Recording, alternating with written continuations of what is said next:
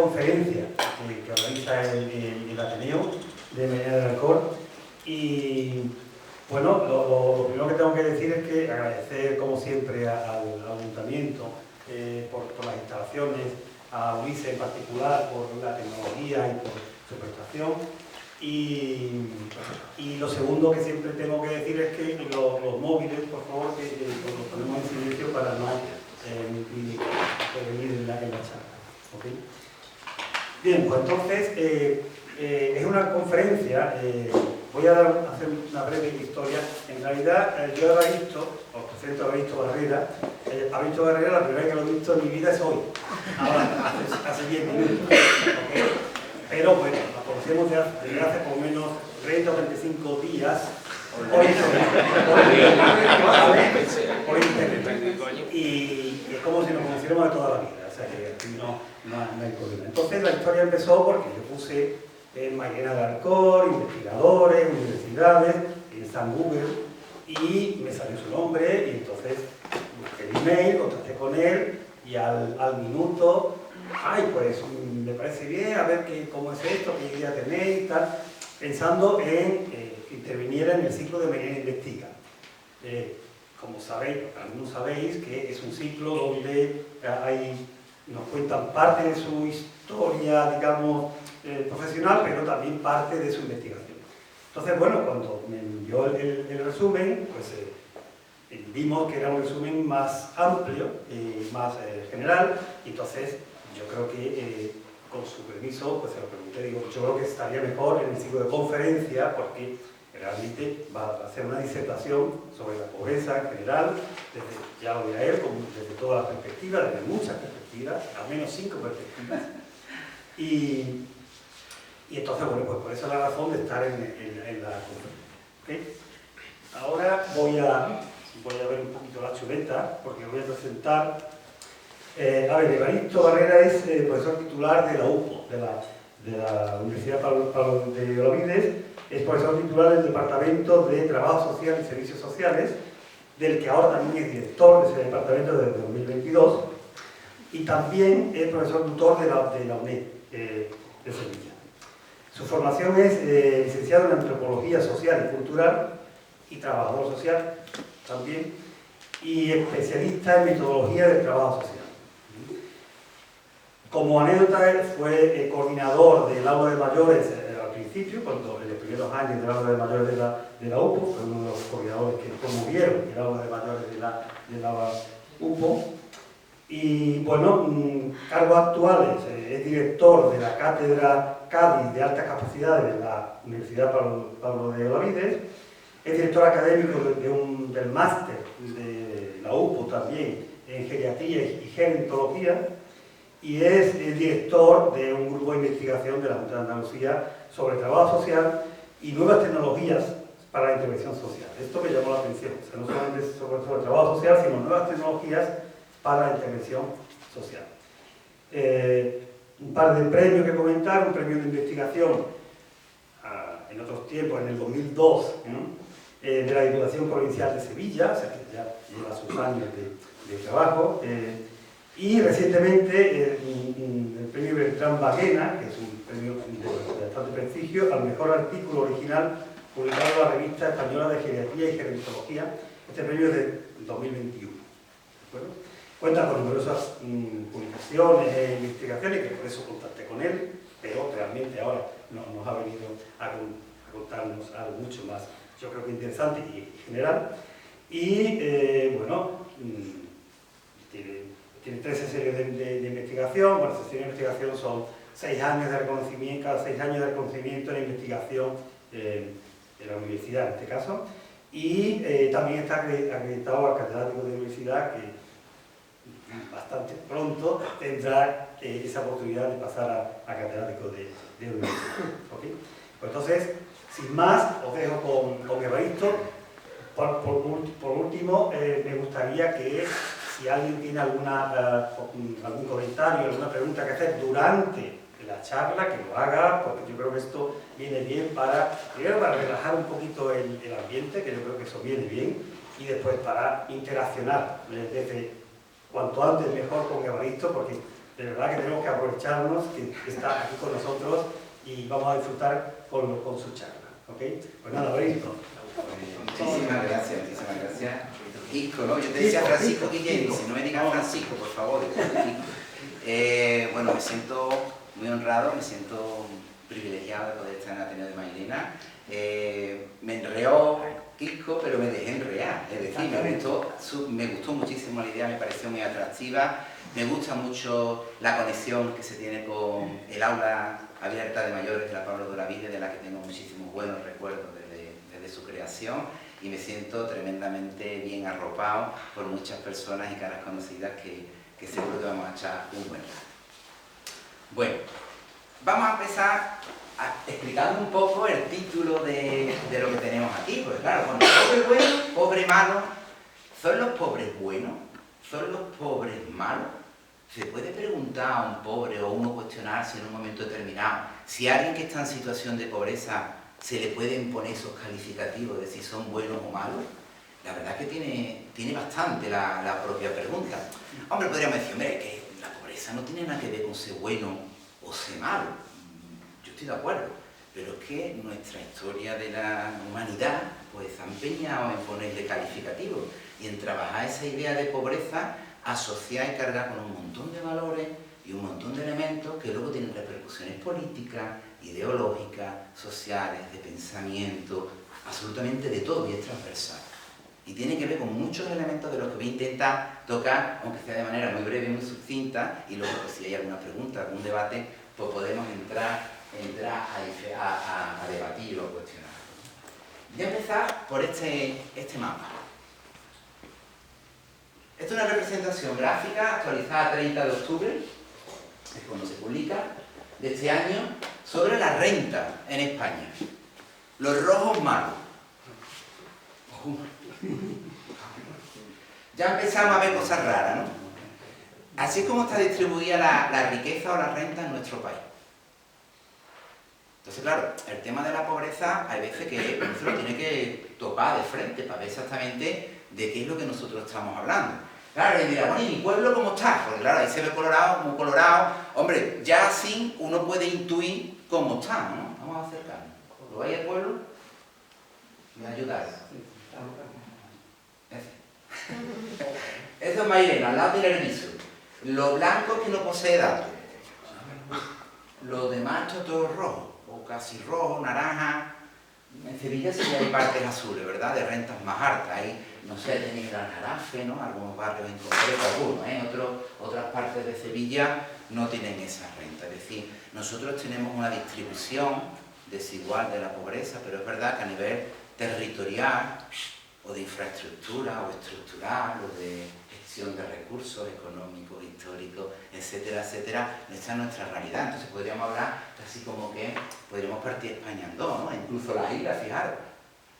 Tenemos aquí las Islas Canarias, coloraditas, todas ellas, y ya las Baleares van de otra manera, ¿no? Tenemos otro tipo de turismo, otro tipo de economía, otro tipo... Tienen hasta problemas para el tema de alquiler, de espacios, de... Vais viendo. Estas son nuestras realidades. Por aquí podemos empezar. Hay teorías que explican el tema de la pobreza a nivel mundial. Una de ellas es la teoría norte-sur. Yo cuando vi el plano este, yo automáticamente se lo lancé a mi gente en las redes sociales, a los profesionales, que estoy en LinkedIn. Y les mandé, oye, mira, el estudio refleja la teoría norte-sur, pero vamos que está un poquito inclinada la de esto, pero técnicamente estamos jugando con esas teorías. En verdad hay más teorías, ¿no? Pero la teoría norte-sur viene a explicar un poco cómo que la concentración de recursos, riqueza y flujos de capital está en unas partes muy concretas del globo, ¿no? A costa de otros lugares donde esa riqueza, pues precisamente brilla por su ausencia, ¿no? A excepción de Australia, ¿vale? Que estaría dentro de los bloques más occidentales, otro tipo de cultura, ya sabes, la Commonwealth, etcétera, etcétera. Pero hay otras teorías, como por ejemplo la intracentro, que creo que es muy interesante.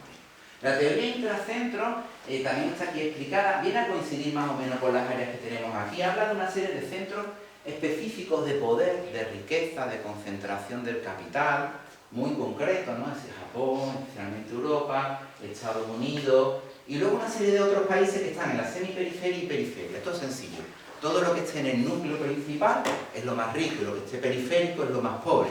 Pero lo interesante de la teoría es cómo funciona, la tenemos allí.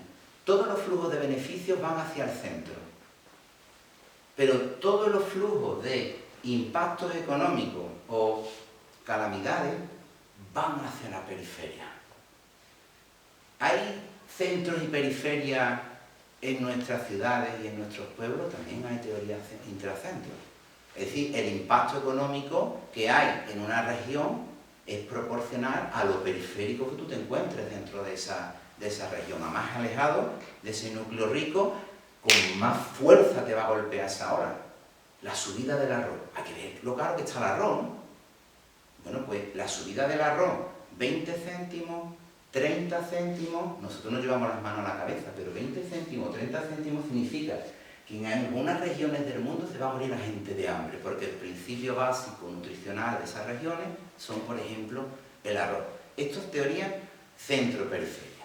Como veis, el tema de la pobreza tiene un montón de teorías, tiene un montón de explicaciones, pero nos sirve también para entender que influye donde naces y donde vives. ¿Estamos de acuerdo o no? Los barrios más pobres de España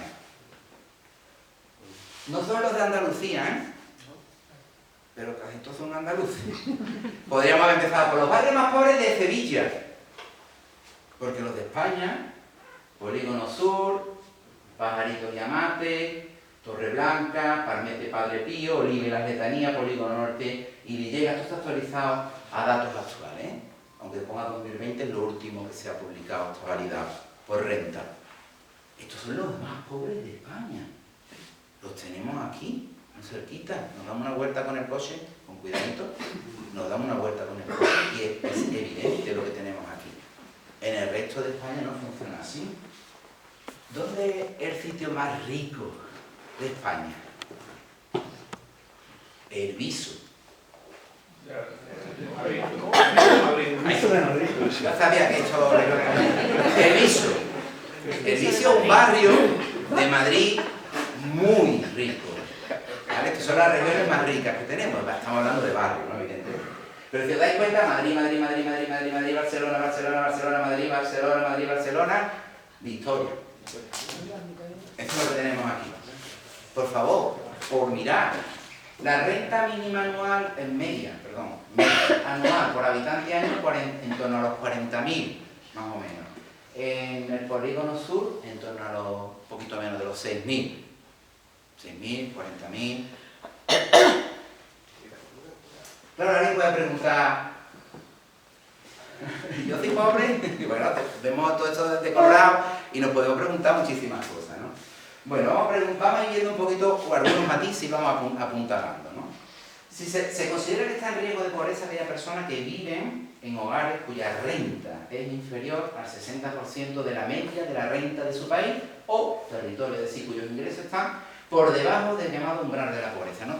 Técnicamente la gente que trabaja con los fenómenos de pobreza no hablamos de pobres, ricos, es una simplificación y un estereotipo, ciertamente.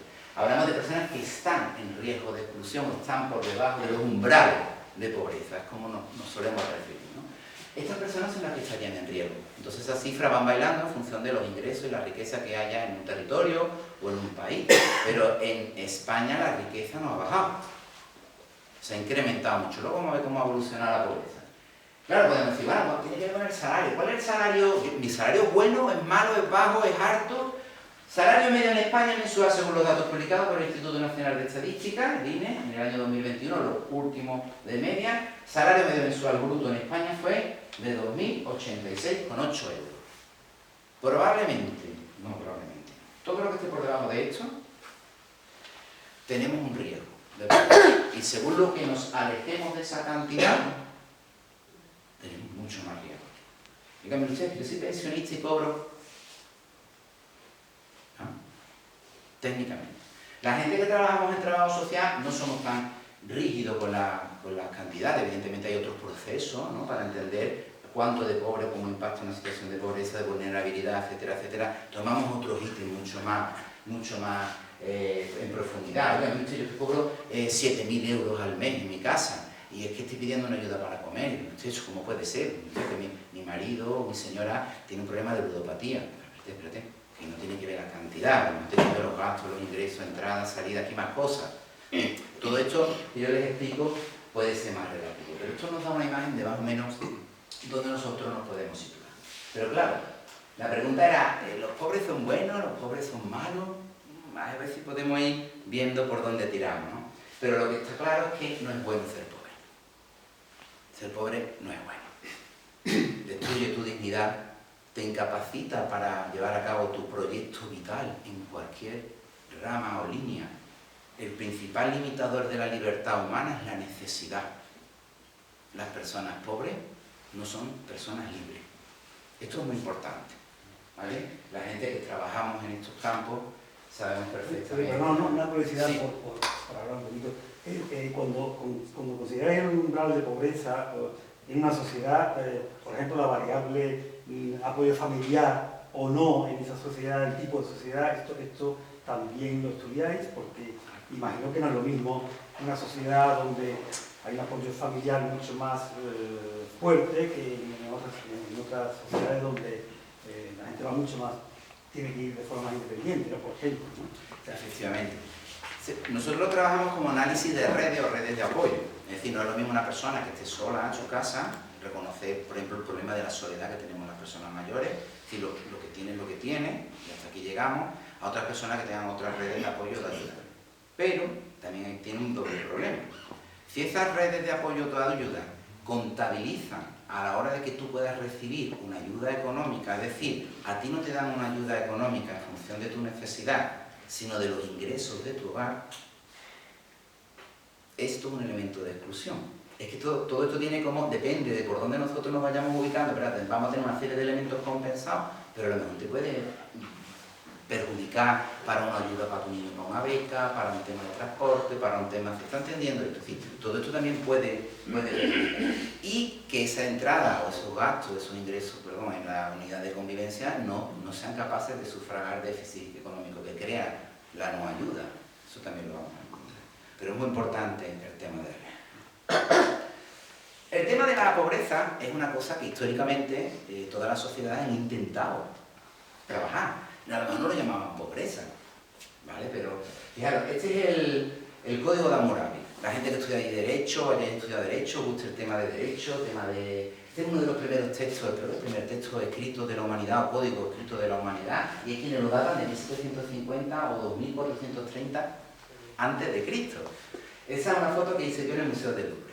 Es un pedazo de pivote de 4 metros que se ponía en la puerta del palacio de Hammurabi, para que todo el pueblo viese cuáles eran las reglas, nadie sabía leer, pero lo ponían allí. ¿Se va entendiendo? Aquí ya hay elementos de protección a los más vulnerables o a los más débiles, es decir, la preocupación de los estados, sociedades, etcétera, etcétera, por atender a las personas con vulnerabilidad es tremendamente antigua. Podríamos hablar desde los albores de la humanidad, ¿no? Pero claro, grandes dinastías, por ejemplo la China, nos vamos a las grandes, a las primeras. Vamos a encontrar instituciones, las primeras instituciones de acogidas para niños. No que una familia acogiera a un niño, sino instituciones hechas desde la centralidad de esos tipos de Estado que en ese momento van a existir para proteger a los niños o a las niñas. Alguien puede decir, sí, pero es que China luego ya, bueno, ya podemos entrar en debate, pero fueron los primeros. O en el Antiguo Testamento. Si nosotros cogemos el Antiguo Testamento como un documento al necesitado, el tema de los menesterosos, de los desvalidos, tema de... los vamos a encontrar. O en Grecia. En Grecia la atención a ellos fallecidos en combate. Todo el mundo dice los espartanos, o los que no eran los espartanos, los griegos, ¿no? Todos estos tenían ayuda a la supervivencia y a la educación, sobre todo de los hijos, de los caídos en combate, de los que habían servido en esos ejércitos, en esas guerras, en esas batallas, ¿no? O incluso a los mayores, a los ancianos, desvalidos o inválidos, se llamaba, en términos de subsistencia y residencia, es decir, que se les proporcionaba un sitio y además pues, todo lo que necesitaban para vivir. El concepto de residencia moderno, contemporáneo que tenemos nosotros. Es decir, estas cosas son muy, muy antiguas. No en la misma forma, pero sí con la misma filosofía. Pero me voy a parar un poquito en Roma. A la gente que haya estudiado historia, que os guste la historia, que os apasione Roma, es un capítulo indispensable, ¿verdad? Claro, en Roma encontramos distribución de comida. En Roma además la comida gratis, sí, en determinadas épocas, en determinados contextos y especialmente en la urbe. especialmente en la Roma capital, pero en otras también, ¿vale? ¿Por qué? Porque se entendió que era un sistema de control de orden público. Oye, yo si tengo a toda la gente, aquí tengo un montón de gente en esta urbe, vemos muchos romanos. Como los romanos no coman o sean pobres, quieran comer y quieran buscarse la vida, yo tengo un problema de seguridad pública tremendo. Y ellos inventaron, entendieron, que si se les daba lo que necesitaba, la gente se quedaba tranquilita, calmada para asociar statu quo, ¿no? Todo así, que se quede calmadito. La atención a los ancianos también la encontramos aquí durante Ulpiciano, siglo III, cálculo, incluso se han encontrado tablillas de cálculo, de manutención de los costes que tenían las personas que ingresaban en esa residencia, vamos a llamarlo así. Pero muy importante en la última etapa, casi desde la mitad para adelante, el cristianismo primitivo y posterior, ¿no? Ayuda al prójimo, caridad, limosna cristiana. Recordad que el cristianismo se gesta, se formula y se institucionaliza en Roma, ¿no? Allí tenemos a la ciudad del Vaticano, ¿no? Todo eso viene ahí también. Hay dos ideas muy importantes. Y aquí entramos filosofía, pensamiento, ideología, que técnicamente las podemos lanzar. Supongo que ahí se sigue respetando lo mismo que has mencionado antes, que a más centralizado esté más cerca de la capital, mejor la distribución de comida, más está lejos. Y como el imperio era bastante extenso, habría más problemas de distribución. ¿Eso también se tenía en cuenta o a más se alejaba, más se perdía la cuenta, menos importaba el estado social? Se tenía en cuenta, y de hecho era el elemento que se tenía en cuenta. ¿Por qué? Porque en el campo había comida. No sé si me estoy explicando. Ahí, lo rural y lo urbano, lo raro era lo urbano. O sea, en estas sociedades lo normal era lo rural. Y ahí sí había producción de alimentos. Y muchas veces cuando había que hacer no llegaba a la urbe. Cuando no llegaba a la urbe, había que hacer esto.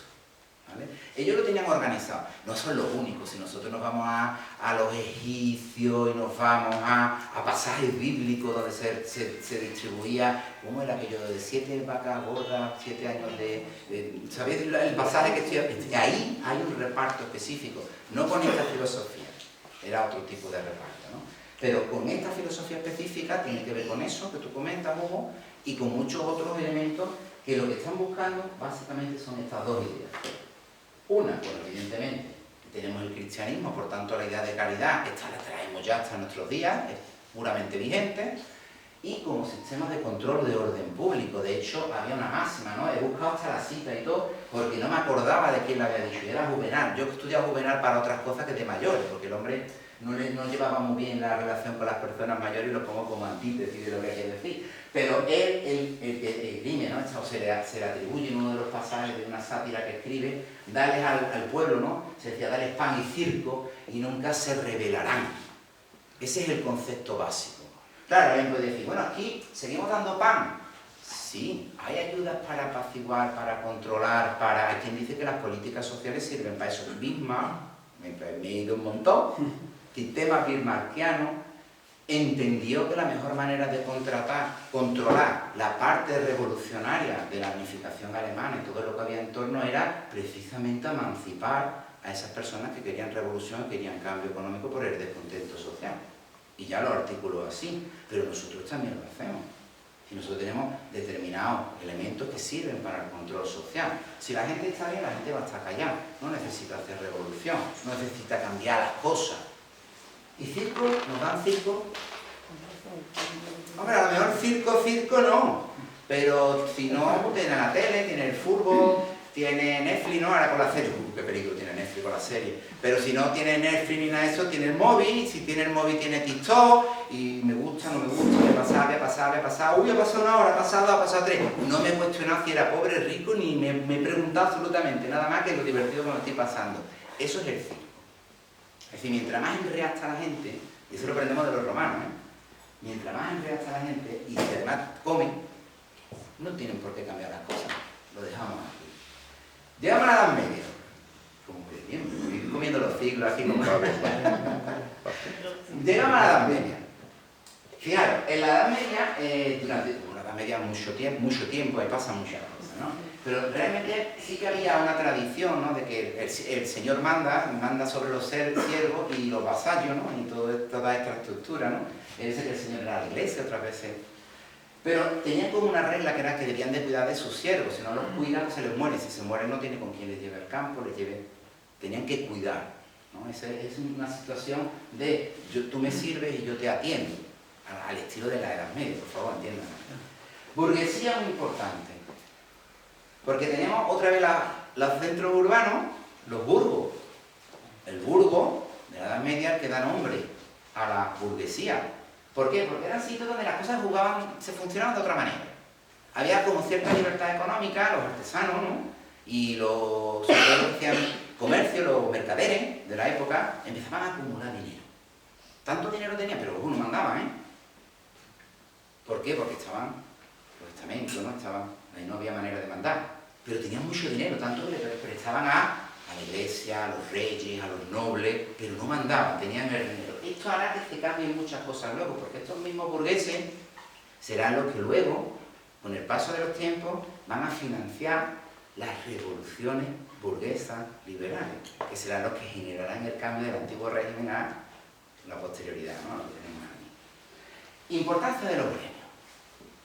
Aquí tenemos gente que se van a agrupar. Además, los gremios vivían en calles concretas. Te vas por Sevilla, panadero, herrero, cerrajería, ¿no? Todo eso eran oficios. Ahí donde tú ibas a comprar ese producto, ibas allí al artesano y estaban todos, ¿eh? Estaban todos allí en gremios, organizados, autoayuda. Además, se autoayudaban. Ponían unos fondos, una caja gremial, y que cuando se producía una orfandad, una incapacidad para trabajar, de esa caja se tomaba y se cubría al miembro del gremio. Este concepto es lo que tenemos ahora mismo como mutualidad. Si lo extendemos a lo grande, tenemos la seguridad social. Esto se gesta aquí. Es algo así como entre todos ponemos en una caja y cuando pase algo, una contingencia, nos podemos cubrir. ¿Qué nos quedan de los gremios? Bueno, había dos tipos de gremios, bueno, había más tipos, ¿no? Pero los gremios estaban las hermandades y las cofradías.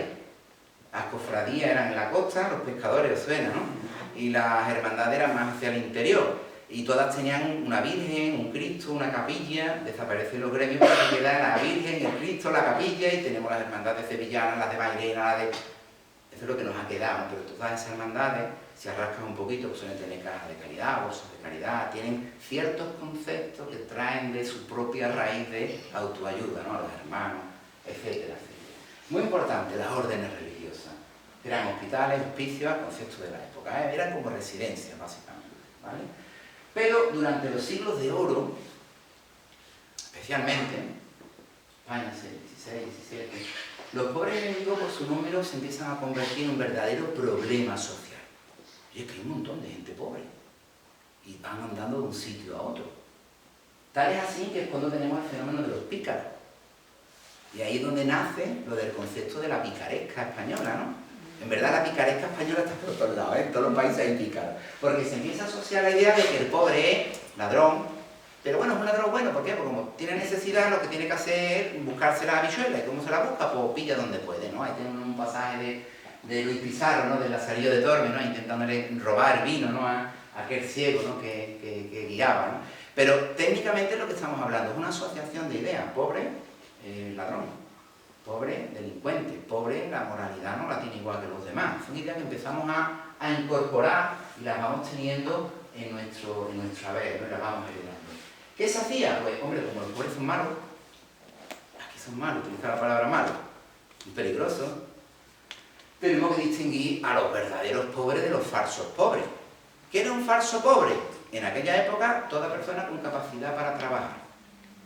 Que es que yo no tengo para comer, que soy pobre. ¿No? Pero tú puedes trabajar, tienes todas tus piernas, tus manos, tu capacidad, Sí, entonces tú eres un falso pobre. ¿Qué ocurre? Pues leyes de castigo y encerramiento. Se veía un pobre y se le encerraba. Se veía un pobre y se le castigaba.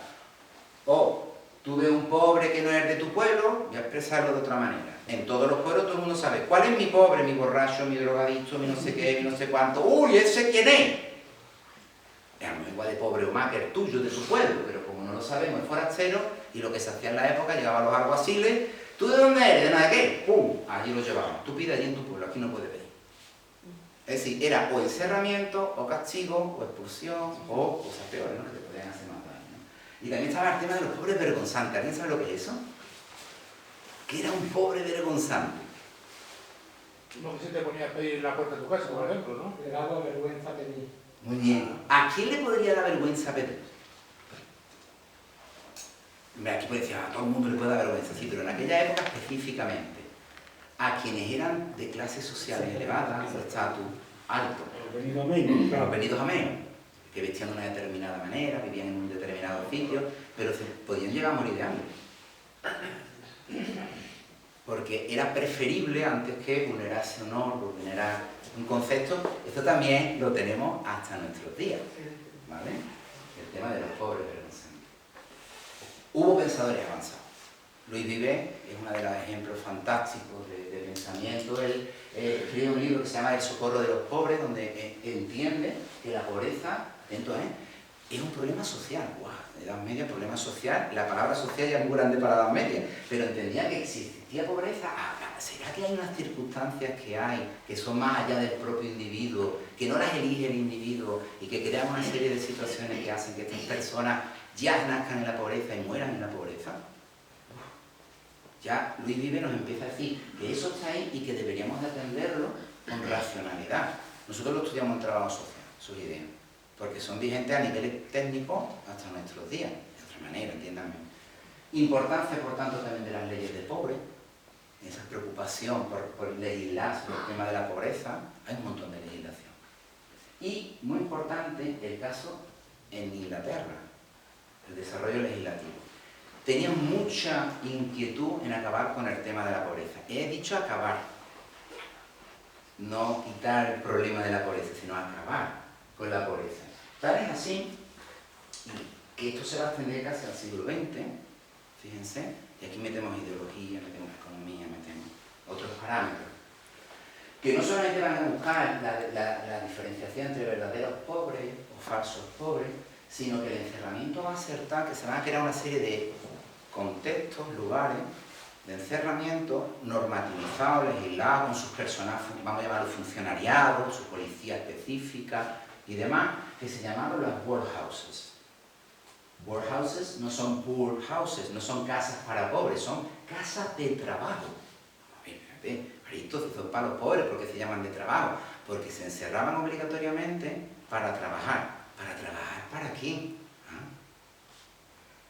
Porque había empresarios muy interesados en tener esos servicios. Ojo, el empresario realiza una labor humanitaria muy importante, pero tiene un montón de trabajándole gratis.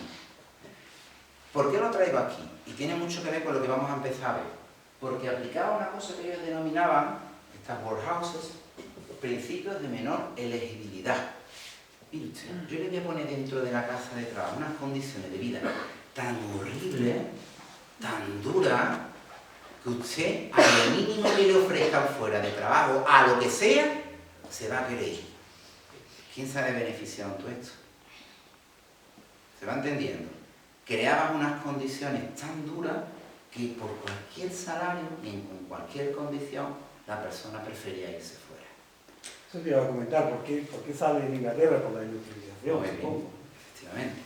¿Vale? Todo esto tiene que ver con la primera revolución industrial, segunda revolución industrial, la mano de obra esa que necesitamos muy económica, muy barata, a la que ahora vamos a aludir, tiene mucho que ver con eso. Pero entonces, si mal estaban dentro, si salían también fatal, o sea que no... Lo tenían muy mal, por eso he dicho que no es bueno ser pobre. O sea, da igual donde estés, en la época que te toque, como te toque, lo va a pasar una harta de regular. Pero realmente es así. Es decir, para empezar a ser pobre ya es como un delito. Te vamos a encerrar y te vamos a meter aquí, porque en las calles no te queremos ir. Si te vemos, te volvemos a meter. ¿Se va entendiendo? Y si ya transgrede determinados elementos, ya no vas a las workhouses, vas a ir a la hell, ¿no? Le llaman ahí a la prisión, a la cárcel. Son situaciones muy duras. Bueno, no sé si conocéis Oliver Twist, la película, pero yo por favor recomiendo de verdad a Charles Dickens, pillaros la novela, es una maravilla. Es una maravilla, ya sabéis que es un crítico, muy crítico social con la época. Este es un pasaje concreto donde le están poniendo a los niños gachas. Esto es una workhouse. Una workhouse británica, suavizar la película, pero le ponen gachas y le dice Oliver Twist, ¿puedo repetir? Y está ahí algo así, eso lo podéis leer en la película, y dice, y toda la gente se queda así, ha dicho que pueden repetir la gacha era una cosa muy regular, no la gacha de aquí la buena, sino la de los ingleses que son muy regulares. Eso allí, decían ellos, ¿puedo repetir? Y se quedaron asombrados, me decía, va a acabar en la cárcel, un sinvergüenza, un ladrón, y automáticamente toda la inmoralidad se vuelca sobre el pobre, porque el pobre es un indecente. Entonces el pobre es malo, ¿qué sí es malo? El pobre no es que sea pobre, es que además representa los malos de una sociedad y se le atribuyen esos males. ¿Se siguen pensando así? Sí. Hay veces que se habla con la gente y automáticamente está hablando de pobreza y está hablando de malas personas. Directamente, ¿eh? Y no hay sin filtro ninguno, ¿no? Es lo que tú comentabas, efectivamente. Esto lo tenemos que conectar, siglo XVIII, siglo XIX, hasta ya tirando más para adelante, ¿no? Con todo el tema del desarrollo paralelo de la ciudadanía, derechos sociales, las libertades individuales, los liberalismos, que es muy importante, que van a dar el amparaje a los sistemas económicos emergentes. Aquí tenemos ya, luego vendrá todo el tema del capitalismo, evidentemente que va de la mano, y muy importante, esas revoluciones liberales que van a cambiar la situación. ¿Esas situaciones van a mejorar a los pobres? No, van a crear más pobres. ¿Por qué van a crear más pobres? O por lo menos eso es lo que nos dice la historia. Porque las revoluciones industriales crean un nuevo tipo de sociedad, sociedades industriales. Las sociedades industriales originales no entienden de eso que nosotros entendemos como clase media. De hecho, lo que existían como clases medias, hasta ese momento se denominaban clases medias patrimoniales. ¿Qué significaba? Que tú podías más o menos subsistir sin depender de nadie, no estabas abajo, pero tampoco estabas arriba, si tenías un campo, eras artesano, Pero esto las revoluciones industriales lo va a empezar a anular. Va a intentar quitar. La artesanía la va a intentar hacer desaparecer y transferirla a la fábrica, ¿vale? Pero es que además el campo va a ser un negocio, va a ser una inversión. Hay un ejemplo que me ha venido ahora, en el Reino Unido, que se da una cosa que se llamaba no es el parcelamiento, es el encerramiento. Se da de la siguiente manera, es un contexto, un territorio que se llama Stenham Holland, ¿vale? Y se da de la siguiente forma. Se hace una inversión por una transferencia del uso de la tierra. El uso de la tierra no queremos cultivar. ¿Por qué? Porque es mucho más rentable tener ovejas. ¿Por qué? Porque tenemos la Jenny, la no sé qué, la máquina hiladora, hilandera, la industria textil. ¿Qué hacemos aquí? Hacemos una política de cercamientos, son cercados, y metemos un montón de ovejas. ¿Cuántos trabajadores necesita un cercado con X ovejas? Uno para un montón de cercados, porque no necesita más, ¿eh? Y cuando toca alquilar, pues ya contratará ayuda. Fuera. ¿Qué va a pasar aquí? Porque aquí hay un montón de pobres. Pobres directos. Porque ahí no hay seguridad social, ni prestaciones, ni absolutamente nada que se le parezca. ¿Qué hacemos con esos pobres? Pues que se vayan a la ciudad a trabajar. Espérate, porque ahí no podían irse a la ciudad, se tenían que quedar en su localidad. Hasta que llegue un momento en que los van a tener que llevar a la ciudad porque se va a absorber esa mano de obra de otra manera. Pero eso lo vamos a tener. Y llegamos al concepto de proletariado. ¿El proletariado de la clase obrera? No, mire usted, el proletariado es un insulto. Un insulto. ¿Qué significa la palabra proletariado? El proletariado es que esa clase social o grupo humano vive en base a la existencia de su prole. ¿Eso cómo puede ser? Una mujer a la mitad o más para abajo. Y un niño, porque aquí trabajan los niños, o mucho más para abajo. Yo que soy el empresario, ¿a mí qué me renta contratar? Un chorro niño, porque además hay un montón. Es que se le puede morir a alguno, tengo 3 o 4 más, a mí no me importa. Yo tengo muchas piezas de recambio, muy baratas. Es decir, en un núcleo familiar comían en función del número de hijos que podían colocar trabajando en la fábrica. De ahí viene el número proletario. Por eso he dicho que es casi un insulto. Esto es muy importante. ¿Vale? Y alguien podría decir, bueno, ¿y entonces qué hacían los hombres? Estos hombres. Pues los hombres no los dejaban trabajar en algunos sitios porque era más caro. Entonces, ¿qué hacían? Bueno, pues había un dicho británico que decía drunk for a penny, deep drunk for 2 pence. Borracho, por un penique, borracho perdido por 2. Eso es lo que había. Y eso es un concepto moral, era mentira, pero era verdad. No trabajan, viven de sus hijos, están todo el día en la cantina y eso es lo que hacen, no sirven para nada. Fijaros la cantidad de ideología que hay en cada una de las palabras o frases que les voy comentando. miseria, pobrezas urbanas y rurales como nunca habían existido. La humanidad esto no lo había conocido nunca. De hecho, luego, décadas después, se le llamará los males industriales a estos fenómenos, porque no sabían ni qué nombre darle a aquello, qué había pasado. Y evidentemente van a alimentar sus opuestos. ¿Recordáis lo que teníamos con los romanos? Darles pan y circo, pues aquí ni pan ni circo, nada. Claro, ¿qué va a pasar? La gente se va a rebrincar, se enfada, no les gusta donde está y crea los opuestos. ¿Cuáles son los opuestos del sistema liberal capitalista? A niveles internos, los sindicatos, los trade unions. A niveles externos o amplios, ideologías políticas distintas, como son todos los conjuntos de socialismo, marxismo, comunismo, porque luego vamos a tener revoluciones y vamos a tener un montón de cambios. Estas son fotos originales, o sea, hechas de los contextos de plano. Y en pensamiento, ¿quién armaba todo esto? Bueno, pues aquí tenemos al científico de la época. Cuando digo científico con mayúsculas, tenemos a Sir Robert Malthus. Sir Robert Malthus era un demógrafo. Un demógrafo que tiene que ver con la economía, la política, lo tenía que tener todo, porque es que el hombre tenía una teoría muy sencilla. Mire usted, se ponía delante los foros así académicos de las élites, ¿no?, dominantes, y decía, los recursos crecen de manera aritmética, 1, 2, 3, 4, 5, 6, pero la población, demógrafo, crece de forma geométrica, 1, 2, 4, 8, 16, llega un momento en que no hay suficientes recursos para el crecimiento poblacional que tenemos. Pero todo el mundo decía, mi madre ponía esto, ¿no? Esta es la gráfica que he utilizado, uno lo veía clarísimo. Eso es de lógica, por eso hay tantos pobres. ¿Qué recomendaba Malthus? Mire usted, a los pobres no se les puede ayudar. Porque si usted les ayuda y les da pan, les da comida, tienen más hijos. A los pobres hay que prohibirles que se casen.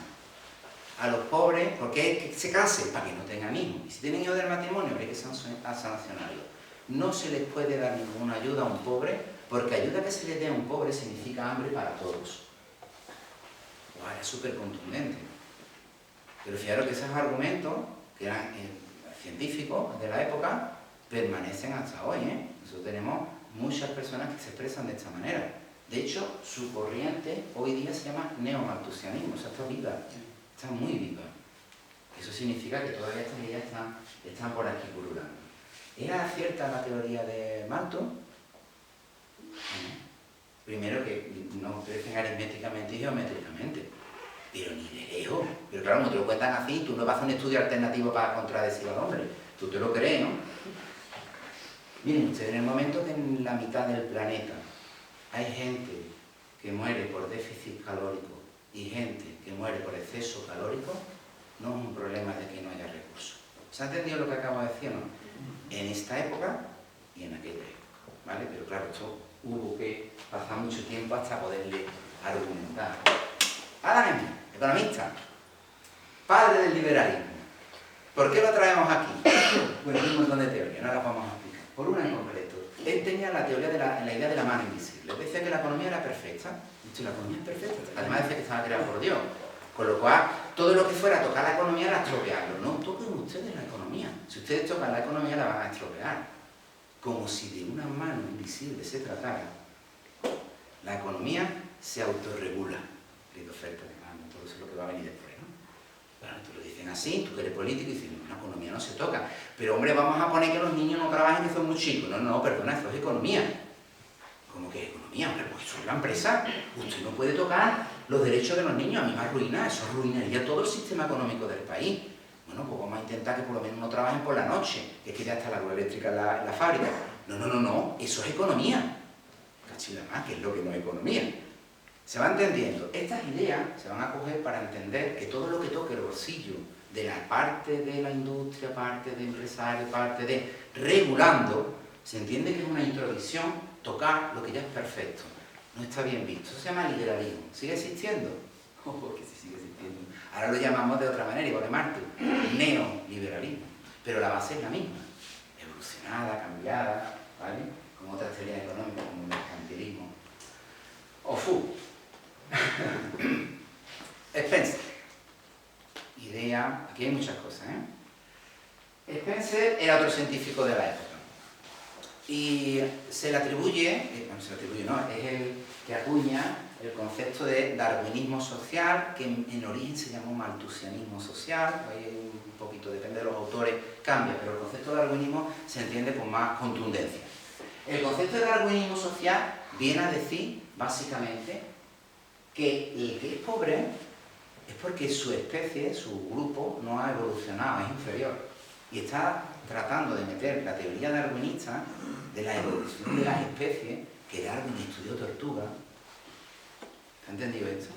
Lo mete directamente al tema de pobreza, al tema de sociedad, al tema de... Y esto va a legitimar mucho. El rico es un ser superior, el pobre es un ser inferior, el rico está legitimado para evolución natural, claro, en las palabras que estoy utilizando, a pisar debajo. Y está legitimado. Bueno, por lo menos tenemos el marxismo, ¿no? Que esa gente luchaban por... No. Marxismo tiene un concepto también de atención diferente a la pobreza. Marx y las escuelas marxistas, hasta el neomarxismo, parte de que la pobreza es evidentemente es una consecuencia del capitalismo. Entonces, ¿qué hacemos? ¿Atendemos a los pobres? No. Ay, los pobrecitos, ni por un lado ni por otro, ¿no? No, porque si yo atiendo a los pobres, perpetúo la desigualdad que crea el capitalismo, y el capitalismo sigue siendo desigual y los pobres siguen siendo pobres. Debería de comer, pero sigue habiendo pobres, sigue habiendo ricos, porque el sistema es el mismo. Aquí lo que hay que hacer es una lucha de clase.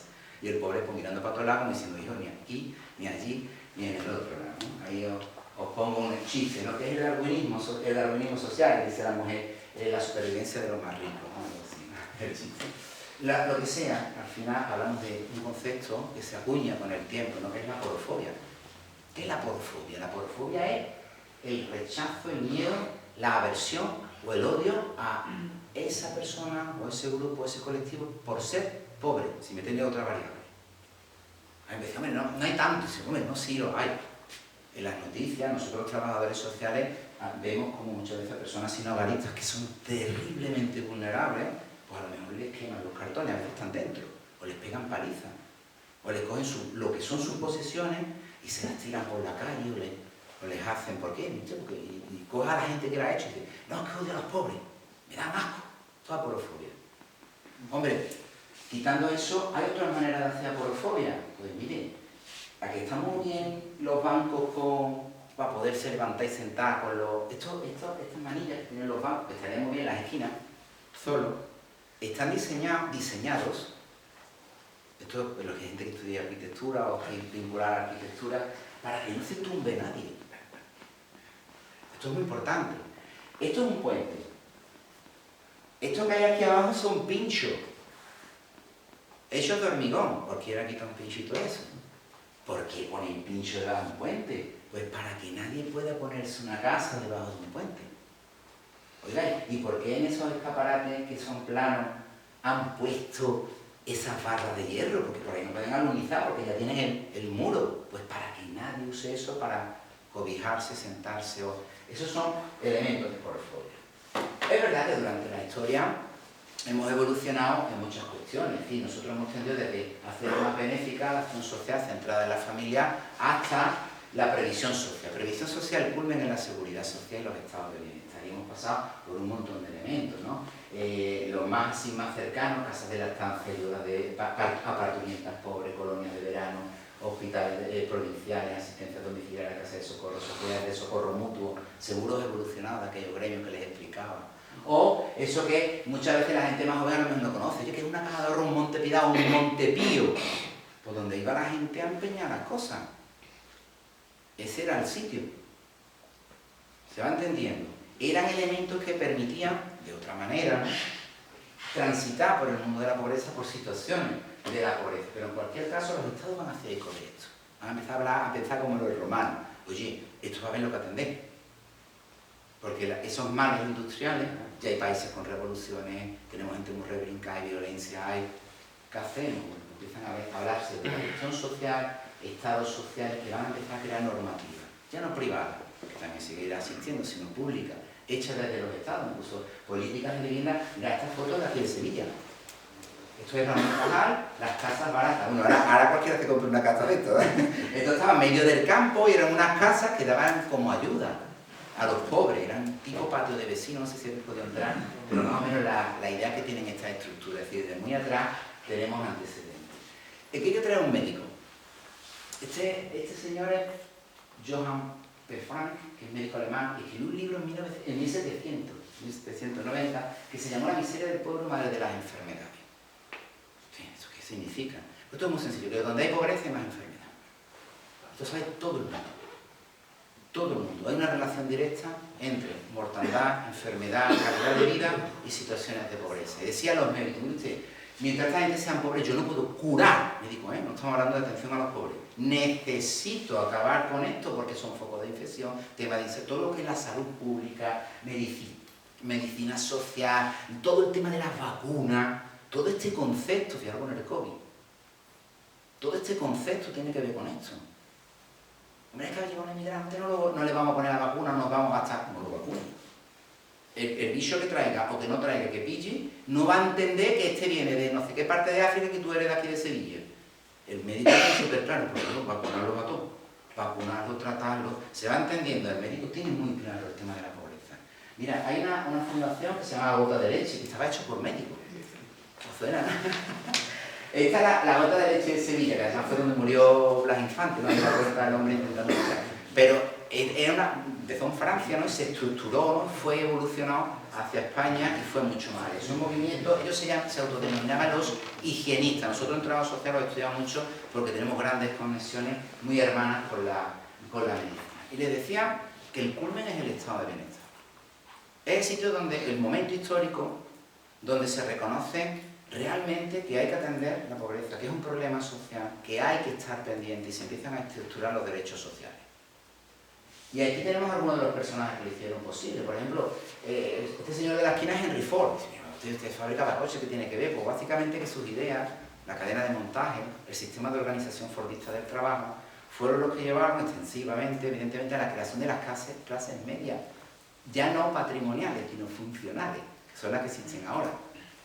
Él llegó a la conclusión de que si bajaba mucho el precio del coche, porque lo podía construir de manera más eficiente, y le subía los salarios a sus trabajadores, ya tenían una tasa de mercado que no eran solamente los más ricos, sino todo el mundo podía tener un coche. Y se hartó de vender coches y se forró. Pero claro, sus trabajadores también tenían salarios más altos. Todo el mundo empezó a hacer lo mismo.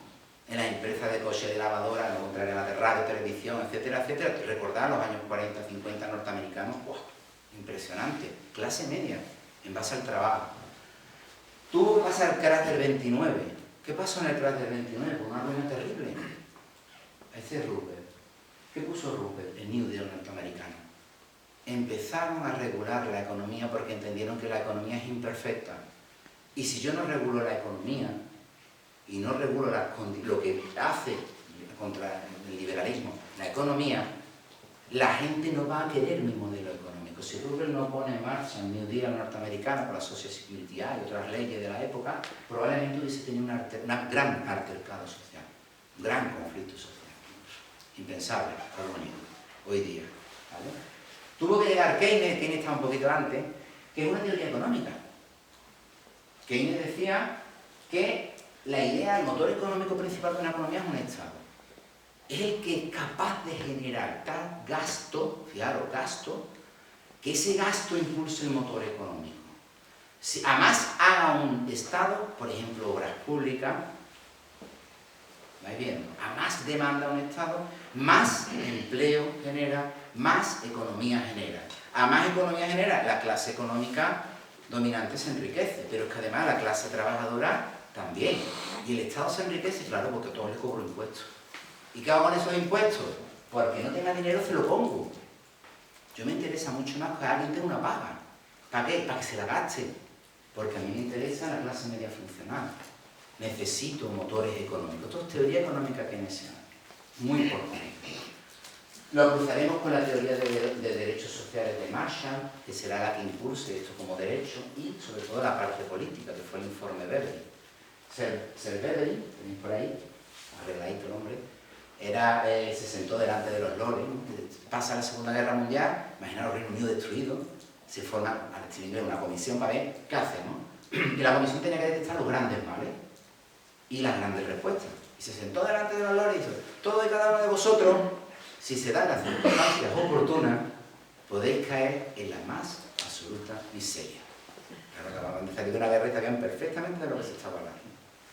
Por eso hay que crear un colchón, una seguridad para que la gente no se caiga en la pobreza, una seguridad social. Y a partir de aquí se empiezan a estructurar los estados de bienestar. Estado de bienestar se le llamó los 30 años gloriosos porque duró 30 años y no me ha cedido en 4 o 5 países. Pero es verdad que a partir de ahí, el estado puro, ¿no?, el estado de bienestar, se desarrollaron muchas cosas. El equilibrio fue un delito. ¿Por qué se mantuvo el estado de bienestar? O mejor dicho, ¿por qué ya no está el estado de bienestar con este concepto? Pensaba que el concepto básico es pleno empleo. ¿Aquí existe pleno empleo? Pues entonces no es estado de bienestar, es otra cosa. Mi maestro decía, estamos en un estado de regular estar. Eso me conformo un poco, pero no es el estado de bienestar. ¿Vale? El estado de bienestar se basa en esta idea. En el mundo hay dos grandes potencias ideológicas grandísimas después de la Segunda Guerra Mundial, ¿verdad?, que es donde más emergen los estados de bienestar. Están la parte del, vamos a llamarlo, liberalismo, el mundo occidental, y la parte de todas las ideologías socialistas, en ese momento la Unión Soviética, URSS, ¿vale? Estamos por ahí. Mientras que está esa presión, tanto unos como otros ceden a la existencia de la vía del medio. Sabía que está aquí, esto tiene mucho más elementos, pero para simplificar. ¿Qué va a ocurrir? Que en un momento dado, eso se cae, ¿no? Se derriba, pero mal, ¿no? También está bien. Es decir, estamos en la época de Reagan, Margaret Thatcher, estamos en la perestroika de Gorbachev, estamos situando en ese nivel, cae el muro de Berlín. Cae el muro de Berlín y prácticamente toda esa parte de los socialismos, vamos a llamarlo así en general, eso ya se deprecia a nivel mundial. Queda como diciendo, ya no hay referente, bueno, está Cuba, está no sé qué, pero ya no es el bloque fuerte, eso se desploma. Y esta gente que estaba aquí dice, ¿por qué tengo que ceder a la parte del medio? Y empezamos a comernos terreno. Entonces, cuando surge el neoliberalismo, entonces cuando lo tienen peor la pobreza, ¿no? El tema del estado de bienestar baja. Entonces, bueno, esto, menos mal que cuando uno tiene trabajo, pues sale de la pobreza. No, eso era antes, hasta 2008. Los trabajadores sociales lo tenemos súper clarísimo. Hasta 2008. Tú tenías un puesto de trabajo y tira para adelante. A partir de 2008 cambian las reglas del juego. Tú tienes un puesto de trabajo y a lo mejor tú trabajas desde las 8 de la mañana hasta las 10 de la noche por X salario, tú llegas a tu casa y ya no puedes hacer más nada, porque ya se te han acabado las horas, vas a dormir un poquito, y llega el fin de mes y tú no tienes para pagar la luz, no tienes para pagar el alquiler, no tienes para pagar y te tienes que ir a pedir. Entonces tenemos el fenómeno de los pobres, los pobres trabajadores. Ese concepto nos lo hemos cargado a partir de 2008. Claro, había otras visiones, ¿no? Yo he traído un poco así de imágenes para que veáis, son estereotipadas, pero yo creo que nos entendemos perfectamente, ¿no? La pobreza en los años 50 era básicamente circunscrita al ámbito rural. Había mucha miseria, también tenemos el contexto de la guerra civil, etcétera, etcétera, ¿no? En los años 60 todos los procesos migratorios y los elementos de expulsión de la población migratoria, que serán muy duros. Luego vendrán las políticas de retorno, ¿no? Todas estas cosas, que vendrán un poquito más adelante. Nos vamos a los 70 y los 80, aquella gente que la hemos más medio reubicado en las periferias urbanas, de todos los barrios de la época son más o menos iguales, se empiezan a poder convertir en barrios marginales. ¿Por qué? Pues porque en el momento en que caen las tasas de empleo y empiezan a entrar otros elementos, se empiezan a convertir en grandes contextos, donde si tú naces hoy tienes muy difícil para coger eso que le llaman muchas veces el ascensor social. Es muy difícil. Pasan los años y le metemos la variante droga, heroína sobre todo, ¿vale? Ya esto ha pasado, este perfil no que haya desaparecido, ¿vale? Ahora hay otras amenazas, pero es verdad que la pobreza se vinculaba a ese prototipo de, sobre todo jóvenes, ¿verdad?, vinculados al tema de la heroína, etcétera, etcétera, a la calle, no están tirados, esas imágenes que tenemos todos de esos años, ¿no? Muy duras. Estas otras pues, se vinculan más a personas mayores en la calle, personas transeúntes o personas sin hogaristas, eso va evolucionando, ¿no? Y ahora mismo lo que tenemos es eso, tenemos que bajar. Eso que se llaman las colas del hambre. Colas del hambre, pero es que son colas de verdad. Y en algunos sitios son tremendas. Y tú hablas con estas personas y te le dices, ¿tú por qué no te buscas un trabajo? En tu ignorancia, pensando que tienes todas las respuestas, y yo por ahí dices, no, yo que estoy trabajando. Ah, sí, ¿cuánto cobras? Dice, y tanto. Tengo 2 niños, con eso no llega, ¿no? Por eso estoy aquí.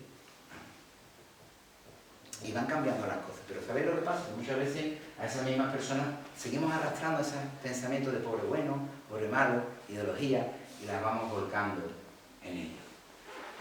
Esa es la pobreza en España. Mirámosla como la miramos. Hemos llegado a tocar hasta el 30% de la población española. Esto es tremendo, ¿eh? 30%, que tiene que ir a países casi del tercer mundo, en algunas regiones. 30% de la población española en riesgo de pobreza o exclusión social. Concretamente tocamos ese pico en el año 2015. ¡Wow!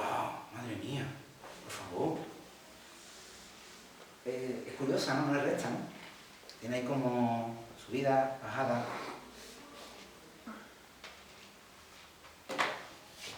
Crisis de 2008.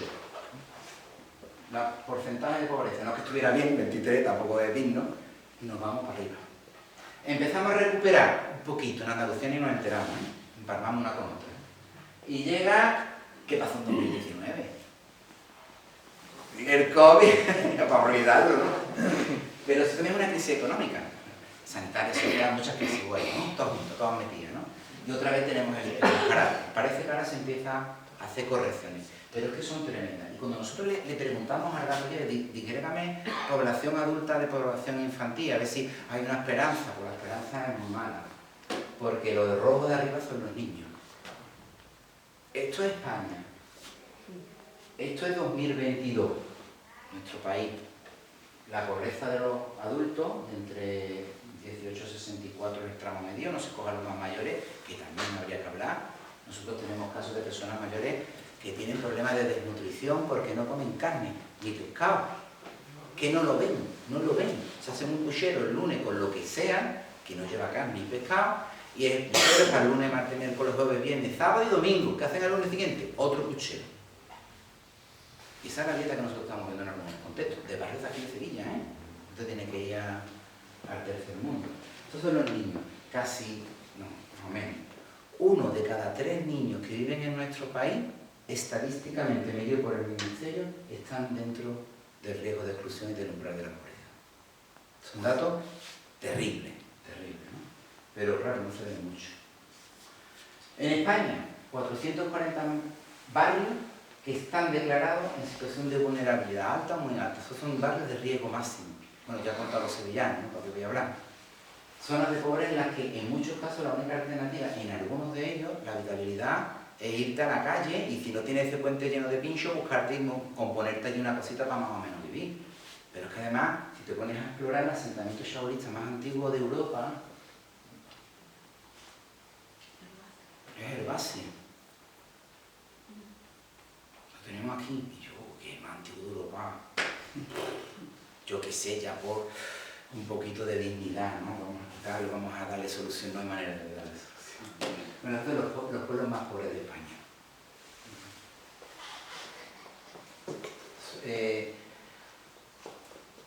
Aquí tenéis Pamplona de Troya, en Sevilla, Arguñol, en Granada e Inayor, en Granada.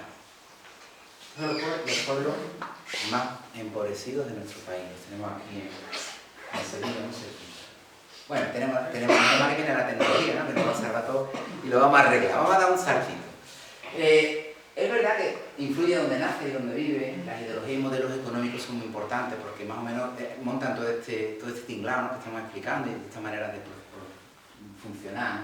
Hemos descubierto que ahora mismo hay una regla de juego donde el trabajo ya no es suficiente, nos tenemos que reinventar. Pero están entrando otros fenómenos muy importantes, como son las tecnologías. ¿Vale? Aquí entraríamos con la robótica y todo el campo de la robótica, los algoritmos, son cosas diferentes, las inteligencias artificiales, es muy importante. Todos ellos pueden sacarnos de la pobreza, pueden hacer sociedades mejores, de hecho las hacen también, sociedades mejores. Pero si no se tiene cuidado, nosotros podemos crear vulnerabilidades tecnológicas tremendas, colectivos de personas mayores.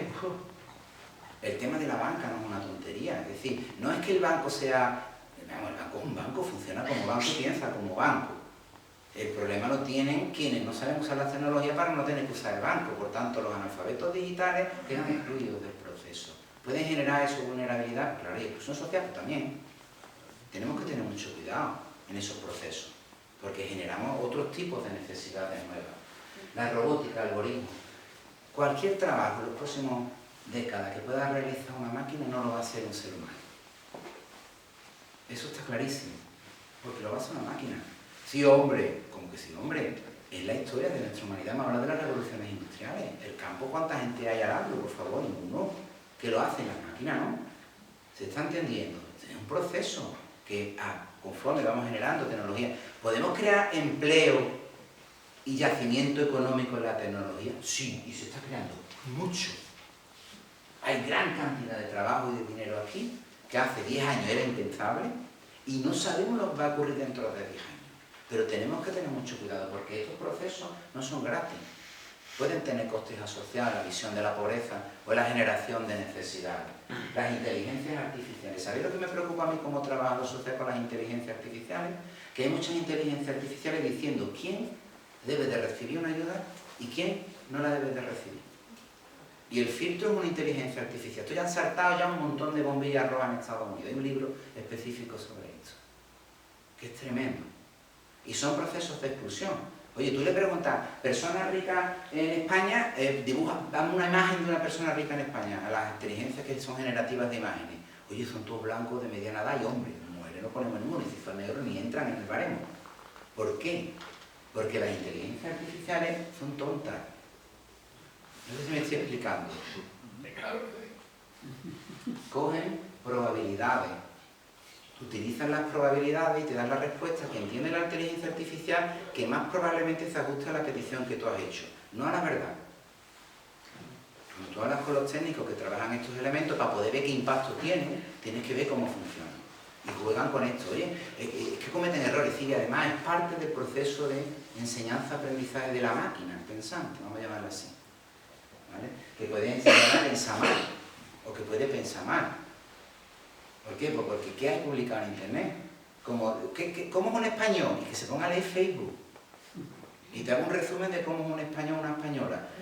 Madre mía, depende de dónde lea y lo que lea, ¿no? Porque, Dios mío, se está entendiendo. O sea, ese proceso no es inteligente. Analiza mucha información, resumen y estadísticamente te marca probabilidades. Pero tenemos que tener cuidado porque si ponemos todo el pie ahí, por ahora, podemos generar procesos de exclusión, tanto en los algoritmos como en las inteligencias. Importancia, muy importancia. Y con eso ya terminamos, que muy feliz la verdad que me tenéis que saber ese año. El tema del individualismo. Estas tecnologías generan mucha individualización. Antiguamente la gente que es más mayor, cuando había un problema, la gente se echaba a la calle, protestaba, se reunía, hablaba, se está entendiendo lo que... Ahora no funciona así. Yo me acuerdo en las universidades, cuando yo era estudiante, que había un problema y se hacía una asamblea estudiantil y se hablaba y se decía, ¿qué vamos a hacer? No ponen calefacción, vamos a protestar, vamos a... No hay ya asambleas en las universidades, no hay ese contacto. Entonces, todas las sociedades que se basan mucho en la individualización, lo que se pierde precisamente son esas conexiones o esas redes que en cierto modo son base estructural para que por lo menos lleguen los romanos y nos den pan y circo. Se está entendiendo. Vaya a ser que en algún momento dejemos hasta incluso de ser romanos. Bueno, son algunas reflexiones que quería compartir con ustedes. Espero no haber sido me haya pasado mucho del tiempo. Muchísimas gracias. Muchas gracias.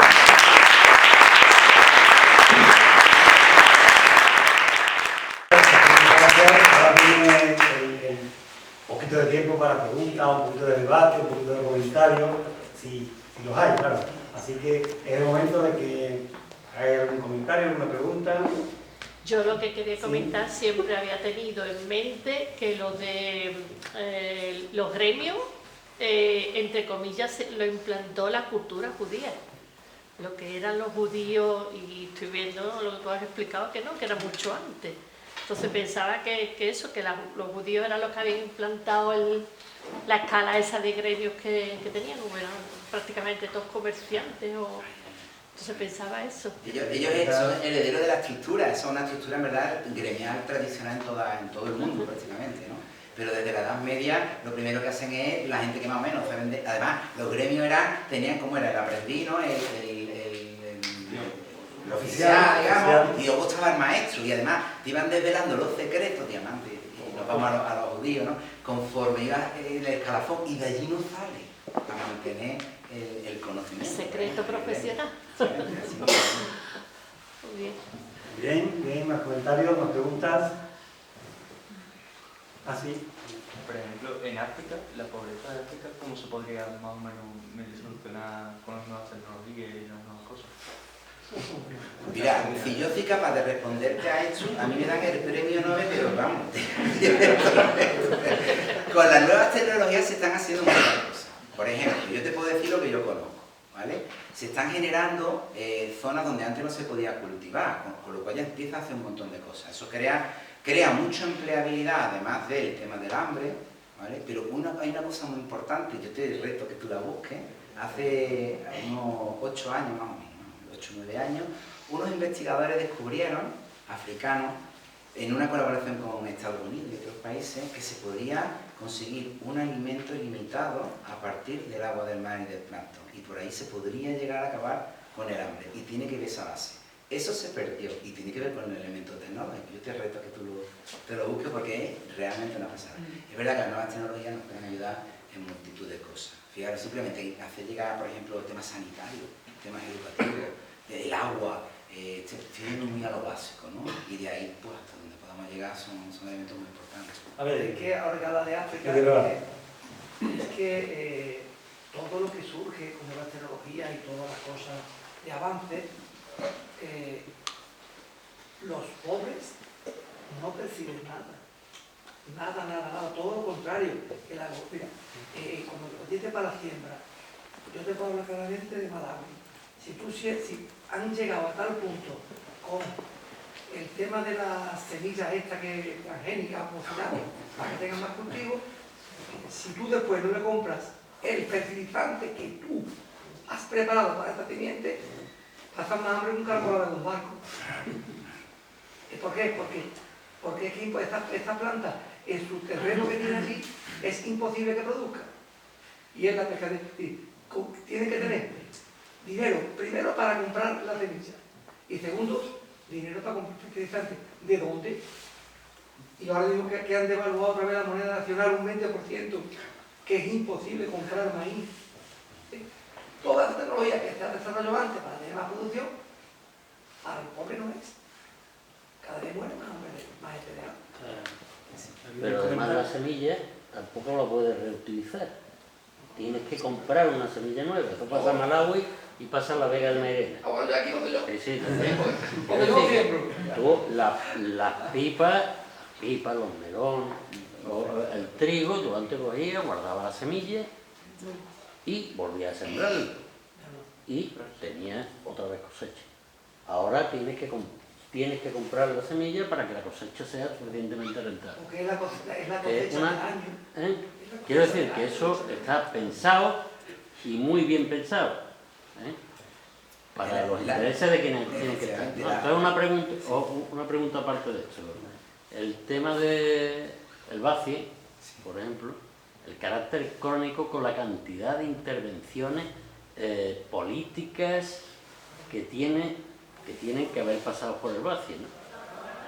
¿Por qué eso no tiene ningún resultado? ¿Hay alguna teoría que lo explique más o menos? Bueno, las trabajadoras sociales y la gente que ha trabajado en esos campos, yo tengo que contar desde mi experiencia, siempre fallan en las últimas partes, dotación económica, temas de... Sí es verdad que ha habido épocas muy potentes en que se ha conseguido sacar familias, ponerlas en determinados núcleos, sobre todo dispersos, son muy importantes, con unos seguimientos muy importantes, ha limitado el crecimiento de los propios... O sea, lo que va a estar es como controlado.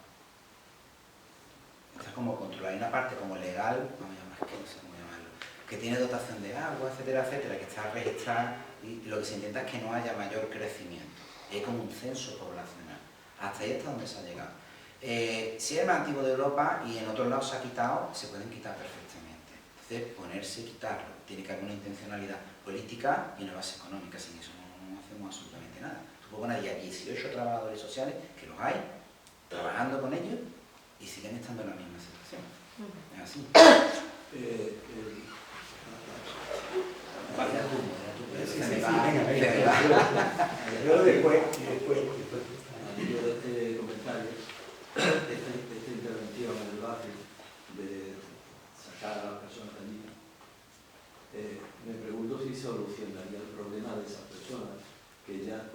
esa situación de pobreza, ¿no? Hay una teoría que es la trampa de la pobreza, de Duflo y el premio Nobel del 19, donde si los ingresos actuales son inferiores a los ingresos futuros, o al revés, ¿no?, esa persona nunca va a terminar saliendo de la pobreza. Por lo tanto, no es solo intervenir desplazando a esa persona a otro lugar, sino que habría que analizar los motivos por los cuales esa persona está en esa situación para no darle ayuda o hacerle una protección social, sino hacer una intervención social que permita que esa persona recupere su dignidad y salga de la pobreza. ¿Usted cómo se llama? Isidoro, fantástica la aportación. Realmente es así. Es decir, nosotros estamos, cuando se habla de pobreza, situación de pobreza, pensamos, no llega a fin de mes, no. Estamos en una situación multiproblemática, multicausal, multifactorial, donde si tú atacas uno de los elementos que causa la situación de necesidad, atacas uno, pero todos los demás alimentan que el problema siga existiendo y va en relación a lo que usted está diciendo perfectamente. ¿Sí? Bueno, felicidades porque la charla me ha encantado. Sin tiempo de interiorizarla mucho, de meditarla mucho, una doble pregunta. Ahora vamos a tener el canal YouTube. Una doble pregunta. Con respecto a las políticas sociales, ¿el pleno empleo es la mejor política social? ¿Son las políticas sociales actuales el pan y el circo de nuestra época? Sí, no a las dos. Yo entiendo que el pleno empleo es necesario, pero no es una política social. El pleno empleo es consecuencia de una política económica. Si tú tienes una buena política económica, y nosotros nos vamos, por ejemplo, a Keynes, que les explicaba, un modelo, y eso se aplica bien, y tú consigues tener una sociedad de pleno empleo, probablemente sea una sociedad mucho más rica, con menos pobreza, que la sociedad que no lo tenga. Y por tanto, la parte social esté más compensada. ¿Qué es la mejor? Yo creo que sí que está muy bien. De hecho, históricamente parece ser que es lo que más ha contestado. Pero que los modelos actuales laborales de cotización, prestaciones y contextos económicos van a cambiar. Sí, se funcionará con la misma fórmula. A lo mejor no exactamente la misma. Pero tenemos que llegar a elementos económicos que al menos la economía, como es la ciencia, ¿no?, del que mejor distribuye los recursos existentes. Eso no se lo cree ningún economista. Porque si estamos en un elemento de los recursos para mí, yo más, entonces esto no va a funcionar ahora mismo. Si no creamos políticas económicas de base o estructurales que aseguren que a nadie le falte para llegar a fin de mes, nosotros estamos haciendo una sociedad estructuralmente deficitaria o imperfecta. Y la otra parte que tú me decías... Si las políticas sociales son el pan y el circo actual. Sí, estoy totalmente de acuerdo. Si yo fuera marxista te diría, sí, Fibordo, esto va a aletar a la lucha de clase. Eso impide el cambio revolucionario. Claro, todo el mundo está bien, ¿para qué vamos a cambiar? Vale, pero a lo mejor es que todo el mundo necesita estar bien. Pero en cierto modo es pan y circo. Recordad que un estado de bienestar es un estado capitalista también. No cambia la estructura.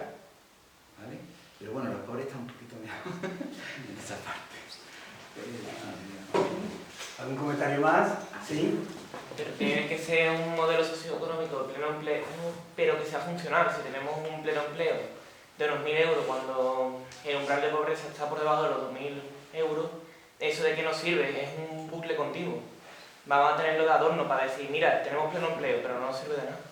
Aunque se tenga la idea de enriquecer al país continuamente, si eso no es funcional, Efectivamente. Vamos a una pregunta. Bueno, yo, incidiendo sobre el tema de los romanos, del pan y el circo de antes, ¿qué piensas de lo que se está comentando ya en Occidente y aquí en España, se está diciendo a los políticos, de instalar la renta básica universal como solución al futuro próximo e inmediato que se va a originar como consecuencia de las nuevas tecnologías, de la inteligencia artificial, que se van a crear nuevos nichos de puestos de trabajo, pero en general lo que ya se va a contar es que va a haber déficit de puestos de trabajo y se van a destruir muchos más de los que se van a crear. Va a haber un problema social grandísimo y van a utilizar el pan y el circo con la renta básica universal. ¿Tú qué piensas de eso? ¿Solucionar algo? Bueno, yo pienso, bueno, las rentas básicas, salarios universales, esto tiene un montón de nombres, tiene muchas modalidades. Yo lo conocí con un autor que se llama, es que no sé si está vivo, Daniel Raventos, tiene un libro sobre la renta básica universal, creo que se llama así, hace como 15 años. Esto no es ahora una medida ideológica o medida social, pero en verdad esto nosotros lo estudiamos en trabajo social, pues desde el año 94, 95 lo teníamos muy claro. Al margen de que sea pan y circo, que evidentemente también lo es, coincido contigo, nosotros estamos ahora mismo viendo, vislumbrando un futuro donde el trabajo no te augura los ingresos. Recordad que en nuestra sociedad de cotizaciones incluidas, pensiones incluidas, la base ahora mismo es una relación en referencia a un trabajo y una cotización. ¿Estamos de acuerdo o no?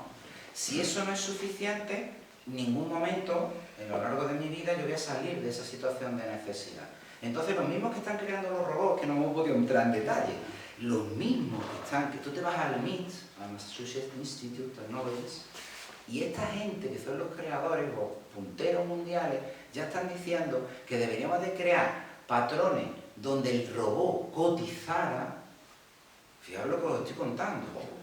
Porque no hay trabajo, pero ya que trabaja para mí, que soy un ser humano, o despegarnos de que los ingresos del ser humano necesariamente tengan que estar vinculados a un trabajo.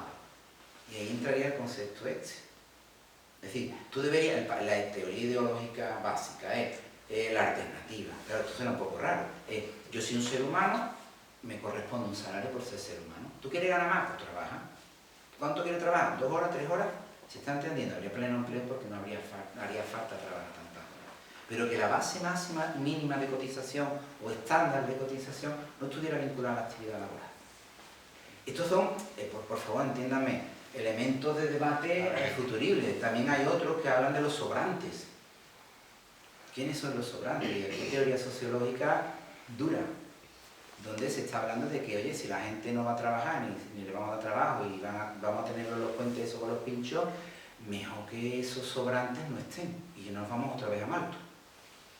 ¿Vais viendo? Esto es como un elemento que no sabemos muy bien cómo tendremos que resolverlo, pero desde luego lo tendremos que resolver. ¿Quieres decir alguna cosa más? Sí, que es verdad que los datos que se están cogiendo para saber si la población va a haber menos empleo son con datos de personas que hay actualmente, por ejemplo, en los países pobres, en los países más primermundistas, por así decirlo. En teoría, según lo que he estado viendo de la demografía, la natalidad está cayendo en picado y entonces no va a haber menos gente. Entonces, no sé con qué datos se están dando, con datos del futuro o datos actuales. La teoría de la transición demográfica, que es esto que tú estás explicando, dice que las sociedades conforme llegan a unos umbrales de riqueza y desarrollo cae la natalidad, ¿no? Estoy resumiendo mucha información. Yo le explicaba a mis estudiantes de trabajo social antes de 2008, les decía, tenemos una tendencia natural ahora mismo, les decía, al pleno empleo en España. Tenemos que tener un montón, tienen que venir muchos inmigrantes porque no damos abasto. Trabajando curva, trabajando. Entonces, por la tendencia demográfica natural, que es lo que tú estás diciendo, muy bien dicho, Álvaro, por esa tendencia demográfica natural, en un momento determinado, se supone que llegaremos al pleno empleo. Pero entonces llegó 2008 y cambió las reglas de juego. Entonces, en ese cambio de las reglas de juego ahora mismo, ni siquiera así, podemos decir, no, va a haber pleno empleo seguro. No, porque se está jugando a que los sectores económicos y productivos también se están desvinculando de la gente. Que tengo que crear sistemas de riqueza que me proporcionen riqueza, pero que yo no dependa del trabajo de los seres humanos. Eso es lo que nos están intentando ver cómo lo resuelven. Por eso es que hay que dar contestaciones novedosas y más imaginativas y alternativas para el mismo tema. Muchas gracias por tu pregunta. Pues a ver, yo creo que son las 9 puntos, entonces tenemos que acabar, pero yo no quiero acabar sin hacer un par de comentarios. Lo primero es que agradecer a Eva visto esta charla que nos ha dado, porque de verdad ha sido una cosa muy, en fin, muy bien trabajado, muy explicado y que bueno, nos hace reflexionar sobre muchas cosas. Pero la segunda cosa que quiero decir me parece más importante, y es que si pensamos un poco en las preguntas del final, quizás no vayan tanto con la charla de hoy, sino con la que yo le voy a pedir que tenga para el futuro. Claro, es la parte de la intervención social. O sea, cómo se estudia, qué reglas hay, no sé si pseudocientíficas o estadísticas de cualquier otro tipo, para intentar aplicar los mejores criterios de intervención social, qué criterios se manejan para decir es mejor en esta parte hacer una intervención de este tipo u otro. Yo creo que esa parte nos la vas a dejar para la segunda parte. Esto no lo vas a dejar para la segunda parte. Entonces, sin prisa, yo te reemplazo, de verdad lo he visto, a que nos hables de este tema. A partir de ahora en adelante, la estrategia de intervención social, qué se sabe de esto y qué usáis del día a día para decidir, ¿no? Porque al final tenéis que decidir si aplicar una política u otra, ¿no? Porque lo tengan que hacer, ¿no? Entonces, un poco eso, este plazo. Así que nada, ahora pido un aplauso para